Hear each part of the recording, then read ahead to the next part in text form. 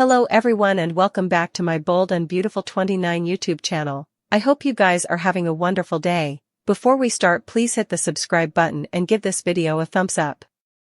The nanny changes Liam's dressing and tells Bill that he's doing remarkably well. Bill goes on about how thankful he's for Buckingham and the medical platoon. He can't indeed comprehend what's gone on. He tells Liam his sole focus needs to be on surviving. Bill gets a textbook and asks his son to get some rest, he's going to have callers. Steffi, Finn, and Hope arrive and question Bill about the procedure. Bill shrugs that it got results. Finn pouts and Hope says, "We'd like to see him now." Bill warns he's still weak from the procedure. Finn asks why he didn't consult him. Bill says Grace told him time was of the substance, so they went for it. Bill leads the callers in to see Liam, who has his eyes closed. The nanny shows Finn the figures. He can't get over how well Liam's is doing so soon. The nanny exits and Finn questions Bill, "It's only been a couple of hours, right?" He asks what the surgery was, exactly. They were told it was inoperable. Steffi says treatments could have bought him further time, but there was no cure. Bill explains Grace set up someone from out of the country doing this experimental procedure. Finn asks the name of the croaker. Bill can't flash back, it was so stressful.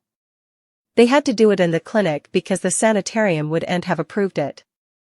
It was a fully professional experience, he says. I suppose they got the entire mass. They'll know when Grace gets the final MRI results. Finn is blown away that he might actually survive. Did they give Bill anything to read? Bill says no, and it doesn't matter. The only thing that signified was saving his son's life. Finn thinks Liam should be recovering at the sanitarium. Bill says they're all decked out there with everything they need. Finn wonders why Grace didn't consult him. Bill says, "He's not your case." There wasn't time to weigh out pros and cons. Finn is just happy it went well. Bill has to believe the MRI results will be what they're hoping for. Hope tells Liam that she and Steffi are there for him. Steffi tells him how stalwart he is. "You try and stay with us and your little girls." Liam awakens and they express their love. At Forrester, Ridge and Taylor go on about how relieved they're that Steffi is safe. They're embracing when Brooke comes by and asks about Steffi. Ridge says she's shaken, but covers well. Taylor remarks on the inviting sense of stress. Ridge declares that Luna won't be a problem presently. Taylor is relieved that the solicitude is gone, but wishes Luna had gotten help rather of dying. They'll always be thankful to Liam for saving Steffi's life. They go over Liam fighting to survive the firing only to be gone in a couple of months. Taylor says he'll make recollections with the girls. Brooke says it breaks her heart what he's going through. Taylor laments that Kelly and Beth have no idea how soon their world will change. Taylor asks Ridge if they should defer their Italy trip. What if commodity happens while they're down? Brooke frowns, what if we're half around the world when Liam leaves us? Ridge doesn't suppose they should cancel yet.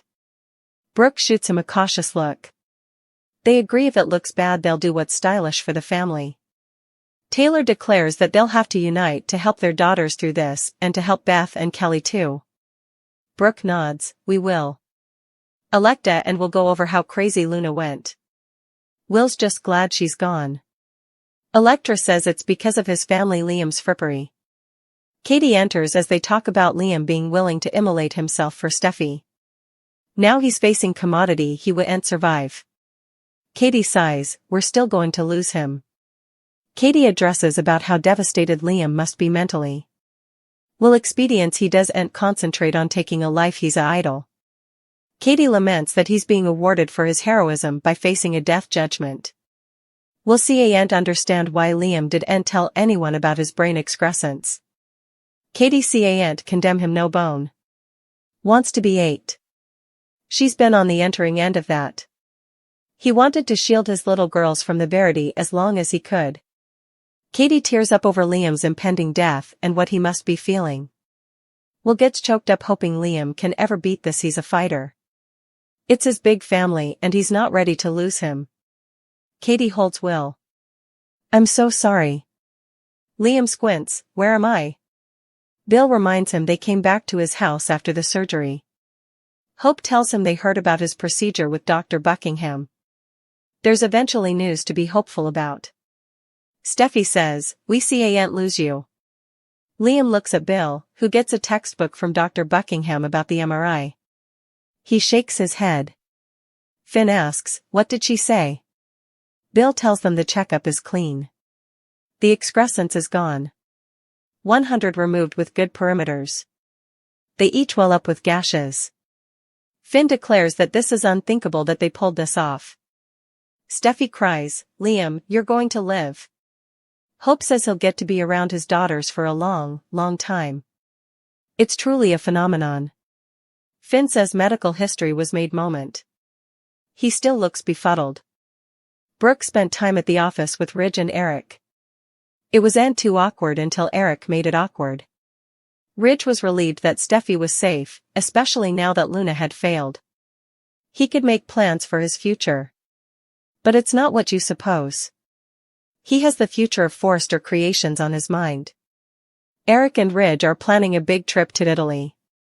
Eric mentioned that Brooke should go with them. She took him up on his offer since she wants to make beautiful recollections while she's there.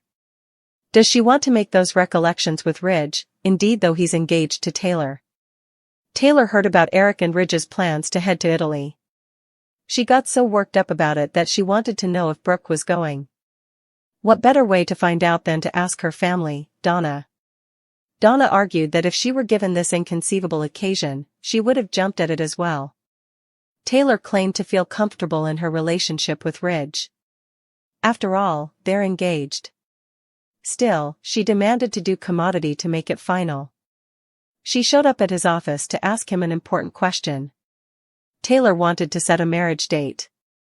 Will making it final make Ridge forget all about Brooke? Nick learned about Brooke's plans to go to Italy with his arch-nemesis. She assured him that it was only a business trip. Nick has businesses in that same area. He offered Brooke the occasion to travel to Italy with her. What will she do now? Will she want to go with Ridge? Or will she embark on a new future? Bill declared his due place at the sanitarium. He's been there for Liam ever since he woke up from surgery. Grace has been acting weird, and we want to know what's going on with her. She heard Liam telling his father that he doesn't want to die anymore. However, he can survive anything, indeed if it's a growing mass in his brain, if he can survive a pellet crack. Grace pulled Bill away for a private discussion. She learned about this experimental treatment being developed at a secret installation. Although it's still in the early stages, it could extend Liam's life.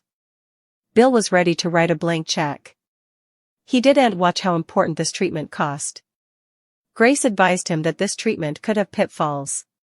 Bill ran into Liam's room and told him he could have an alternate chance at life. Before we know it, Liam is formally subscribing the contract. Bill has some serious groveling to do to make up for his biggest boob. Ever arranging Luna's release from captivity. The unfathomable move unleashed a psycho on his family and musketeers and nearly got his own son, Liam, killed. Yet, despite his serious error in judgment, Bill can redeem himself. In fact, he's formerly on that path. Bill incontinently took the necessary first step when he arrived at the sanitarium and took it like a man as Steffi and Ridge corrected him for putting Liam and their family at threat. He possessed up to the fact that everything that happened was his fault. Bill took responsibility for his conduct and conceded his wrongdoing in orchestrating the release of condemned killer Luna. He possessed up to his mistake and expressed his deep, sincere remorse for his grave error in judgment. Averring on fighting everyone opposed to him, visiting Liam in his sanitarium room was another big move.